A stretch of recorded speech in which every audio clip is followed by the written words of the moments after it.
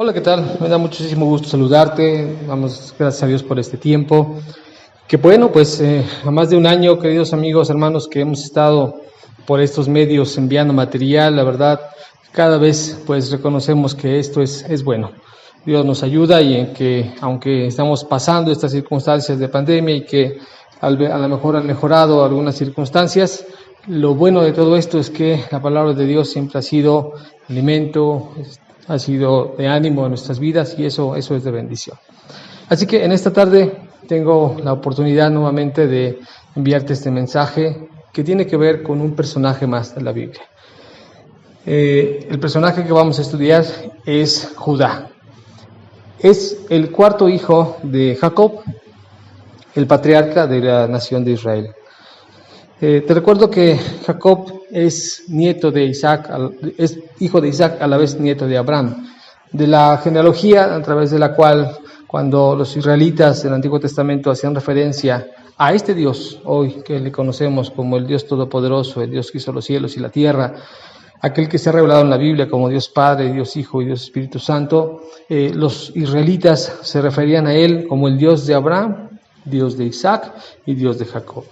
Porque a través de estos tres personajes Dios fue transmitiendo la promesa de bendición y de hacer una nación a través de todo descendiente de Abraham.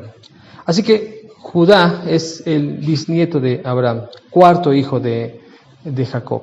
Y Judá, muy en particular, también tiene otra cualidad. Vendría a ser un ascendiente directo para el Salvador, para nuestro Salvador, que es el Señor Jesucristo. Así que Judá, como el hijo de Jacob, tiene cualidades que podemos también hoy analizar y también por medio de ellas pues, encontrar un provecho para nuestras vidas, un tiempo de enseñanza, de reflexión hacia lo que Dios nos va animando a poder alcanzar el propósito, llamado de venir a dar un buen testimonio como hijos de Dios al cual nos ha llamado. Así que Judá se encuentra en momentos claves en su vida cuando tiene que dar alguna opinión. En algún momento también tuvo opiniones equivocadas, aunque en otras tantas fue acertado, fue un líder de manera natural entre sus hermanos. Por cierto, una de las equivocaciones que tuvo fue cuando, aconsejando a sus hermanos, tramando todos ellos para deshacerse de José, el hermano preferido de su padre Jacob, él dice: véndanlo como esclavo.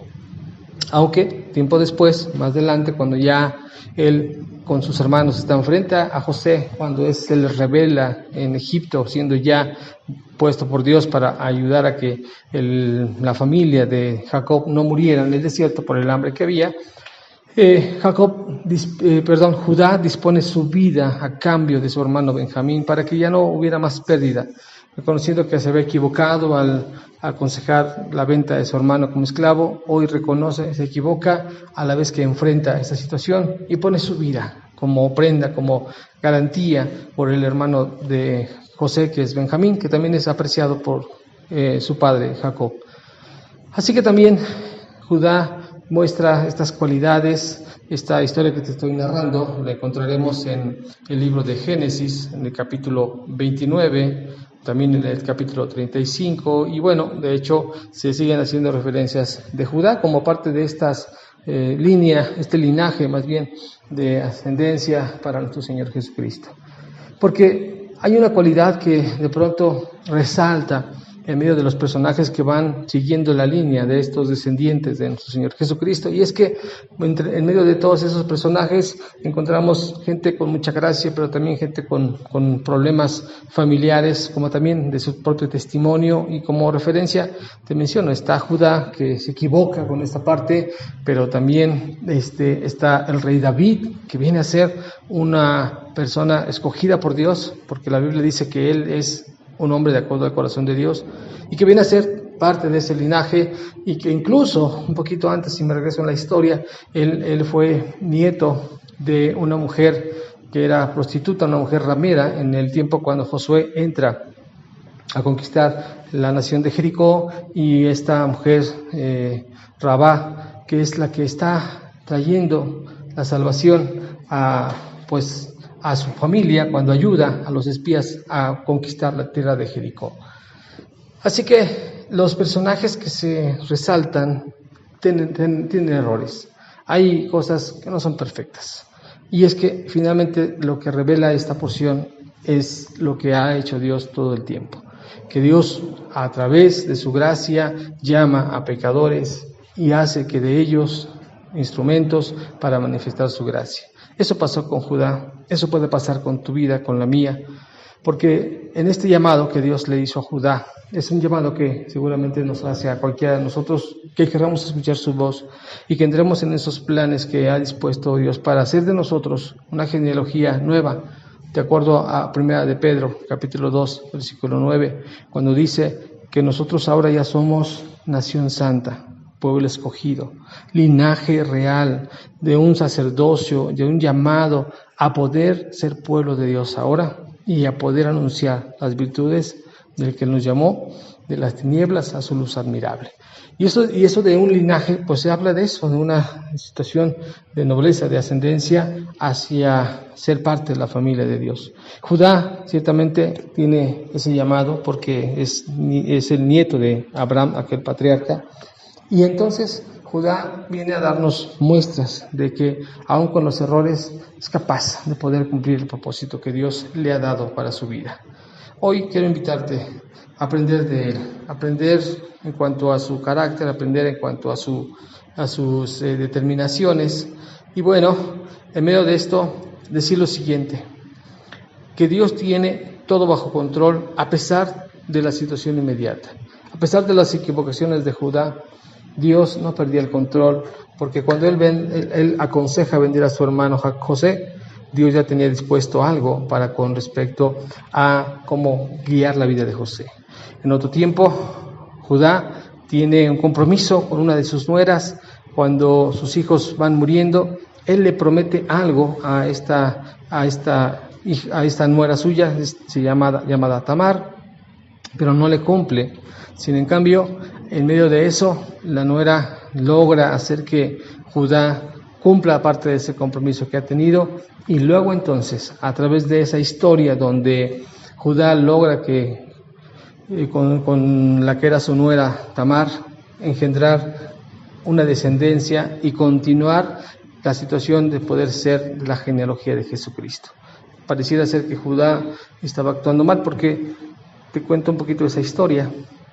Esta mujer, Tamar, pues está casada con uno de sus hijos que muere, y después se vuelve a casar con un segundo que también muere, y le queda un tercero que le promete que pudiera también esperar a que crezca para que lo diera por esposo y así tuviera descendencia, pero no fue así.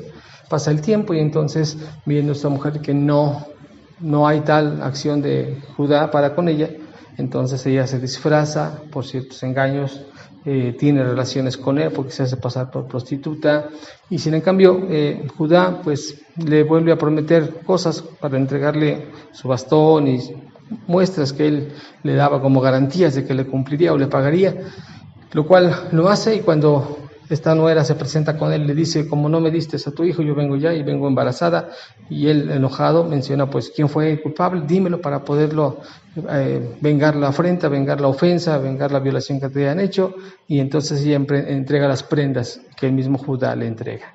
Y Judá le reconoce y le dice: has sido más astuta que yo, has sido más inteligente que yo, porque mirando mi retraso, tuviste la mejor forma para salir adelante. Y entonces, pues, aunque tal vez él no había planificado esto, ni tampoco estoy diciendo que Dios avale ciertas cosas, porque te vuelvo a repetir, en medio de aquello que se puede equivocar el hombre, Dios lo toma para que entonces, por medio de esta situación con Tamar, la que era nuera de Judá, y que él la tuvo por olvidada, Dios acomoda las cosas o permite las cosas para que entonces haya descendencia de Judá, y así se continúe la línea hasta donde ascendería a nuestro Señor Jesucristo. Bien a bien, muchos personajes en medio de este linaje de Jesucristo no tenían tal vez muchas virtudes, tenían muchos errores, pero aún así Dios en medio de esto se sigue glorificando.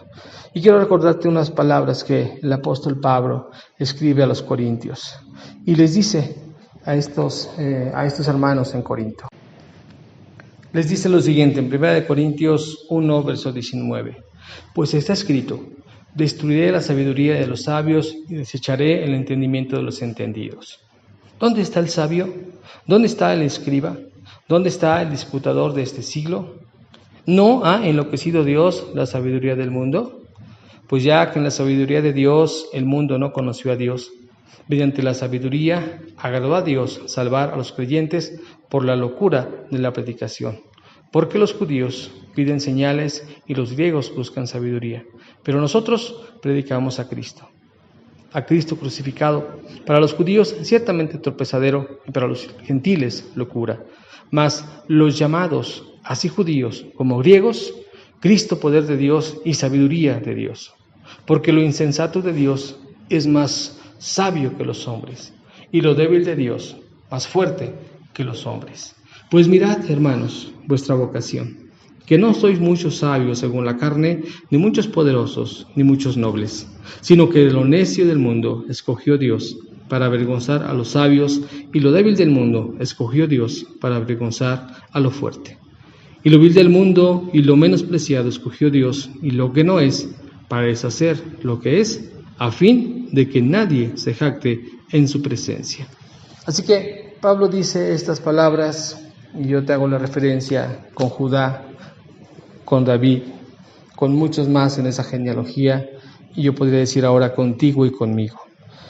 Porque no hay mucha sabiduría, no somos muy entendidos, porque nos equivocamos, porque fallamos, y porque aún en medio de esto Dios puede llevar a cabo que su voluntad se cumpla a nosotros, si estamos dispuestos aún en medio de todo este llamado a reconocerlo a Él, a apegarnos, a arrepentirnos, claro está, porque aunque Dios nos recibe así, Él desea cambiarnos.